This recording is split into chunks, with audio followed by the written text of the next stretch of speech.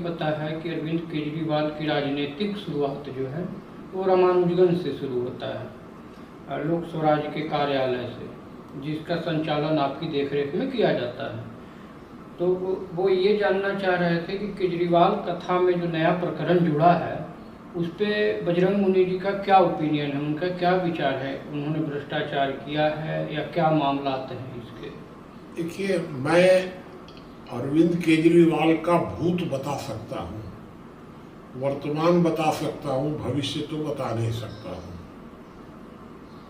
ये आपने जो बात कही है वो सच कही है कि राम बहादुर राय जी के प्रस्ताव पर मैंने अरविंद केजरीवाल को राजनीतिक ट्रेनिंग दी और उनको रामानुजगंज में बिठा करके और पूरी समझाया। उस समय अन्ना हजारे इनके साथ नहीं जुड़े थे, लेकिन अरविंद केजरीवाल ने जो कुछ भी रामानुजगंज में समझा उसका उपयोग किया। अब उपयोग किया दुरुपयोग किया वो एक अलग बात है, लेकिन उसका उपयोग करते करते उन्होंने अन्ना हजारे को भी धोखा दिया। और मुझे तो धोखा देने का कोई प्रश्न नहीं था, क्योंकि मैंने तो उस अभियान में कोई सक्रिय भाग नहीं लिया था। मैं उनके उस आंदोलन से मंच पर जुड़ा हुआ नहीं था, मैं तो बाहर से सलाहकार मात्र था। लेकिन अरविंद केजरीवाल ने अन्ना को धोखा दे करके गलती की, अन्ना का दिल टूटा, अन्ना की पूरी विश्वसनीयता समाप्त हुई और मेरे हिसाब से अरविंद केजरीवाल ने यह गलत किया। जहाँ तक वर्तमान प्रकरण की बात है, जिसमें 100 करोड़ रुपए भ्रष्टाचार की जो बात आई है, वह बात मेरी जानकारी के अनुसार सही है। अरविंद केजरीवाल वगैरह ने मिलकर के चुनावों के लिए पैसा लिया है, लेकिन हम अरविंद केजरीवाल को इसके लिए भ्रष्ट नहीं कर सकते हैं। अरविंद केजरीवाल ने अपने ये धन अपने घर में उपयोग नहीं किया है, अपने परिवार के लिए नहीं किया है, पार्टी के लिए उपयोग किया है। तो पार्टी के उपयोग के लिए हम अरविंद केजरीवाल को भ्रष्ट कैसे कहें, क्योंकि सारा का सारा सिस्टम ही वर्तमान समय में भ्रष्ट है। फिर भी तकनीकी भाषा में अरविंद केजरीवाल ने पैसा लिया है, यही नहीं और बहुत लोगों से लिया है। इस बात को मैं व्यक्तिगत रूप से जानता भी हूँ, लेकिन लिया है पार्टी के लिए। अब इसको आप चाहे जिस रूप में देखें, मैं तो अब तक इसी तरीके से समझ पाया हूँ। क्या ये लोकतंत्र की मजबूरी होती है कि पार्टी चलाने के लिए ईमानदार से ईमानदार व्यक्ति को भी भ्रष्टाचार में संलिप्त होना पड़ता है? मेरा अनुभव तो यही बताता है कि लोकतंत्र की ये बहुत बड़ी कमजोरी है। बिना भ्रष्टाचार के आप कोई चुनाव जीत नहीं सकते हैं। अगर जीत भी जाएंगे तो आप वहाँ सफलतापूर्वक कार्य नहीं कर सकते हैं, और अगर आपने कार्य करने की कोशिश की तो आप उससे निकाल दिए जाएंगे।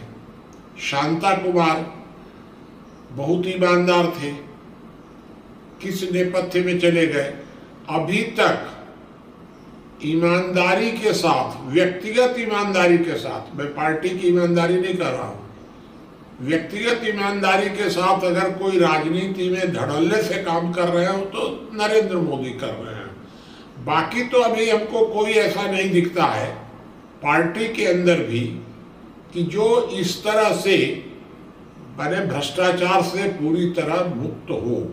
इसलिए अरविंद केजरीवाल की तो गिनती ही नहीं है। क्या गिनती है? क्या लोक स्वराज को कोई व्यक्ति इम्प्लीमेंट करता है, प्रयोग में लाते हैं, तो क्या ये संभव है कि भ्रष्टाचार रुक जाएंगे? पूरी तरह रुक जाएगा, क्योंकि लोक स्वराज्य में तंत्र के पास ताकत ही बहुत कम होती है, तंत्र के दायित्व ही नहीं होते हैं, तो भ्रष्टाचार कहाँ से होगा? मैं हूँ, मैं ही अपने निर्णय कर रहा हूँ और उसका प्रभाव मेरे ही ऊपर है।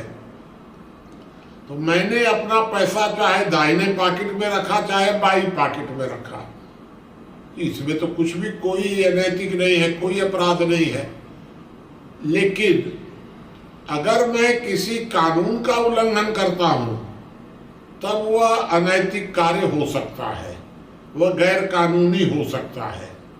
तो जब कानून ही नहीं रहेंगे, बहुत थोड़े से कानून रहेंगे, तो भ्रष्टाचार भी थोड़ा सा पैदा होगा, और थोड़ा सा अगर पैदा होगा तो उस भ्रष्टाचार को रोका जा सकता है।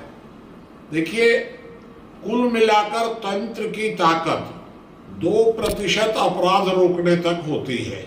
2% से ज्यादा यदि अपराध होता है तो तंत्र उसको रोक नहीं पाता है। ये बड़ी विचित्र एक स्थिति है। अब आपने इतने कानून बना दिए कि 2 नंबर के कार्य 99% तक लोग करने लग गए।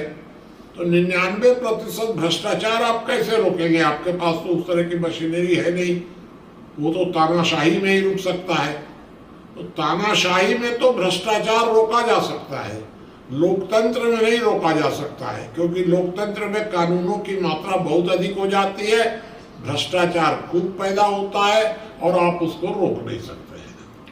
आपके बात के दौरान एक विचित्र बात निकल कर आई रही है कि 2% तक ही अपराध को तंत्र रोक सकता है। सिस्टम, तंत्र मतलब सिस्टम।